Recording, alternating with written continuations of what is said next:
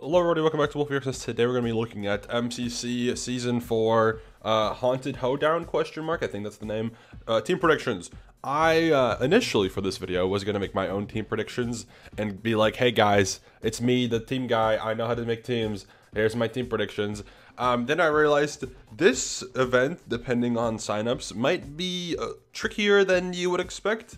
Also, we have no clue who signs up for MCCs anymore nowadays, because I feel like the ones that we've had recently have been ones that are a little bit more unique, of course. I think the 4 most recent MCCs have been 2 Twitch Rivals events, Ender Cup, and then Rising. So none of them have had like proper signups, I think, probably. I would be surprised if they did. So we don't know how things work. Anyways, somebody made predictions on the Reddit, and I wanna highlight this one specifically because I think this one was the most interesting that I had seen thus far.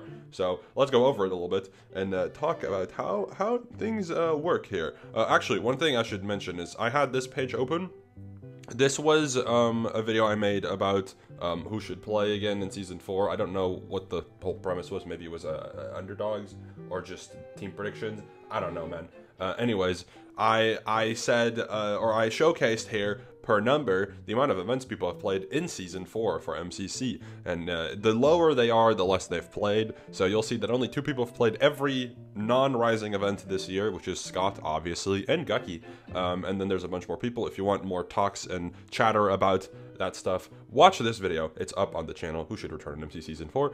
Either way, with that being said, I'll get into my predictions in a bit. Let's first look at this. Interesting things to note. This team is insanely broken, I think, and that is one main problem that I also recognized in team making for this event. If you have not noticed yet, this entire year's MCC has been relatively weak comp compared to Season 3 of MCC and etc., right? I think the only outlier I would say is maybe Twitch Rivals EU, but that's because there was a very limited amount of players available to make a roster with, so it's a little bit more difficult to get a proper weak roster together without having to go way overboard and put an insane amount of effort into getting the roster, which is just unnecessary, right?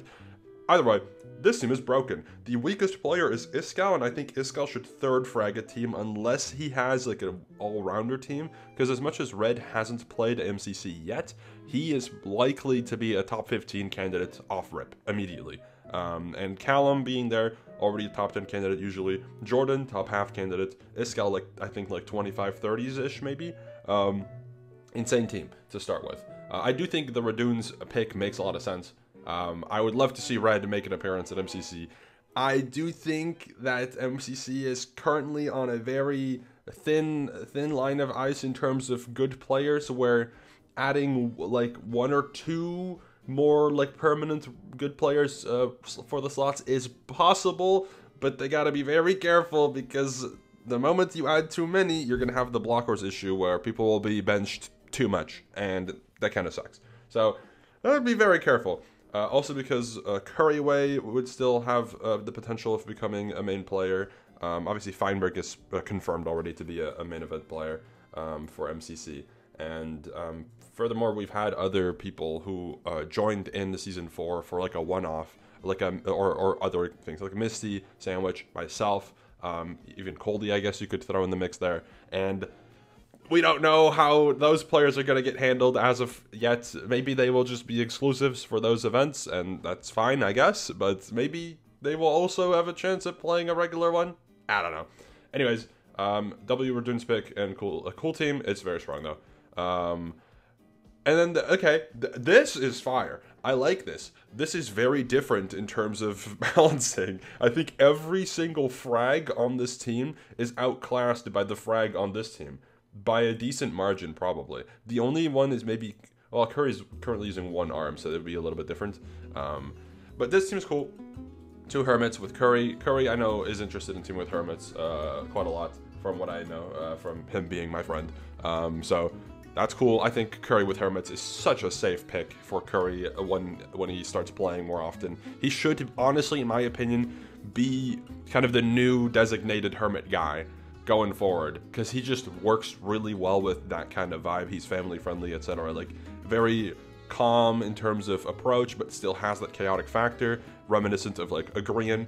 I think a Kuriway Grian duo, if it's possible, would be phenomenal. I think they would mesh really well with each other. I think that'd be really cool.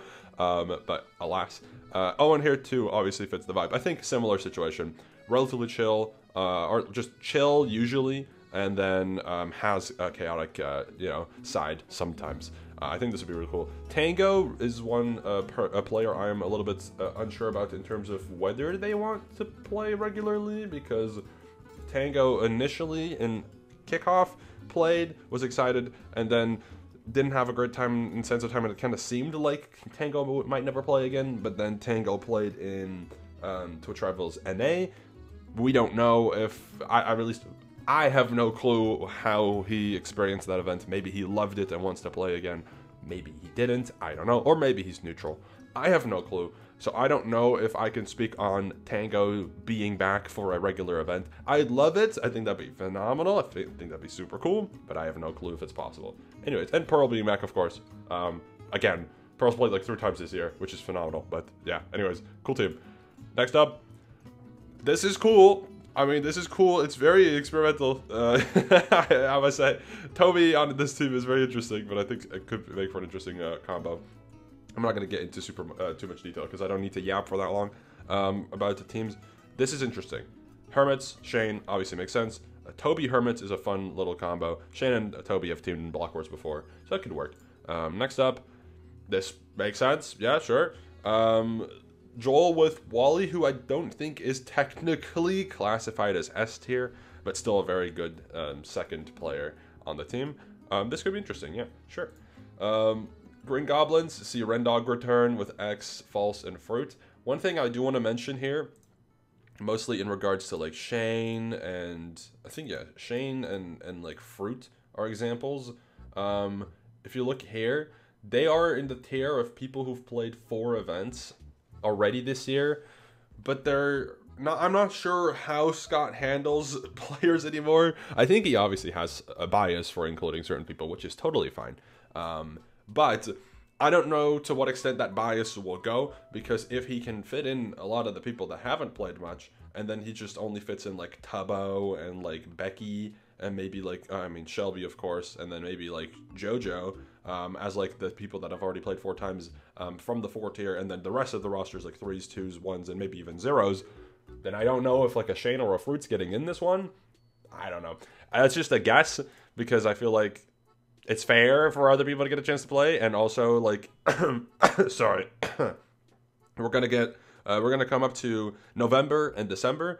I feel like, especially for November anniversary event, you'd want some of these people included, and for December, maybe, I don't know how December's handled. I could see December just being the last opportunity to include people for the year, but I don't know. Rendog return would be really cool. X return would be really cool.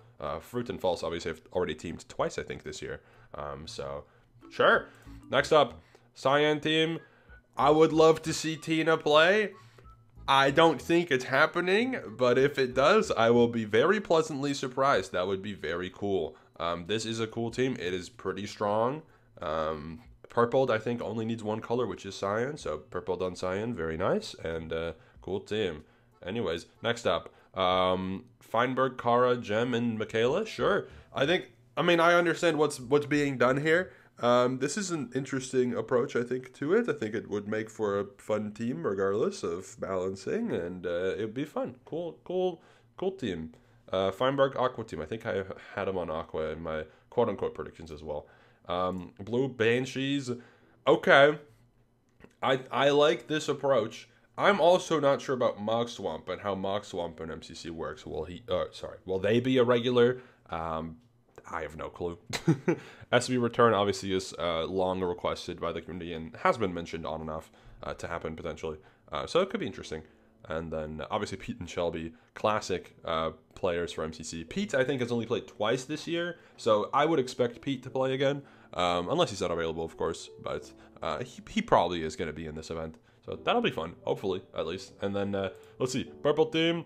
Scott, JoJo, Becky, and Crow. Crow newcomer pick is very interesting. I think that'd be a fun fit. I would say that, like, in terms of, like, I don't really know what you would I think Crow would just make sense, yeah, I guess.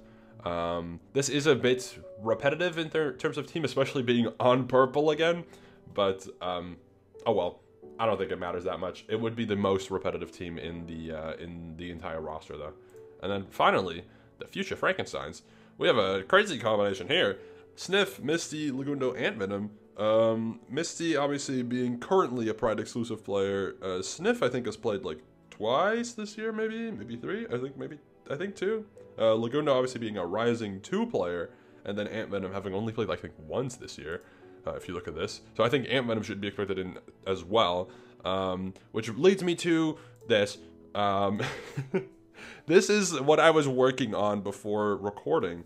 And I stopped because I realized that if you're going purely based on who should be in based on priority and who like usually gets included because of like what's it called?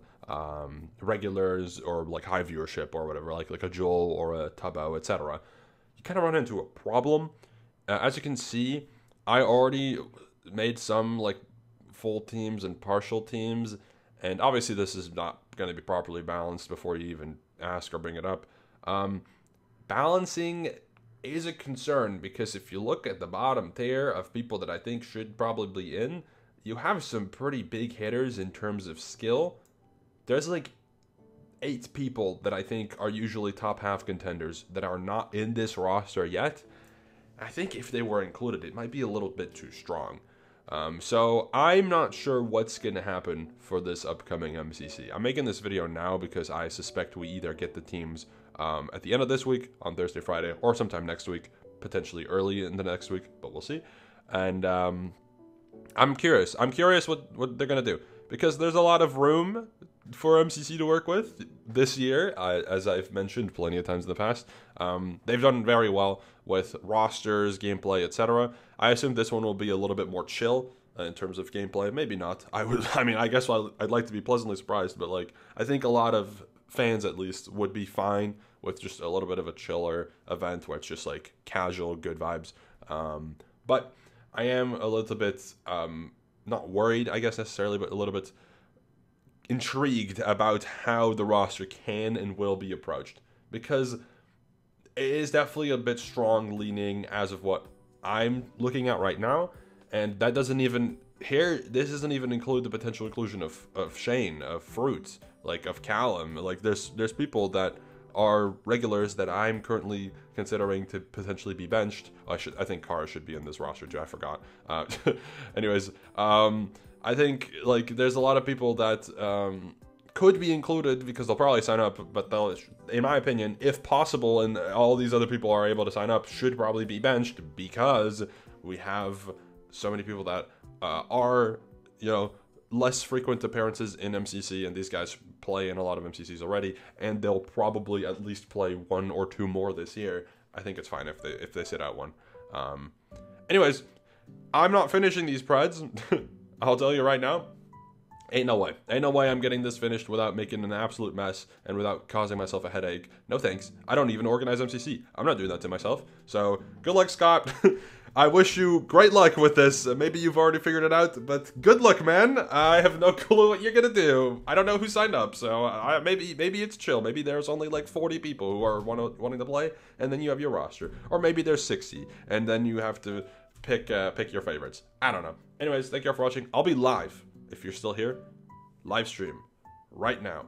Come watch. Unless you're watching this video like 1 or 2 hours after it was uploaded and you're now here, then I apologize. I will probably not be live anymore. But regardless, go to my Twitch and follow it or join my Discord, and you can get the notifications for these videos and the Twitch streams all together. Thank you for watching. I'll see you later. Goodbye.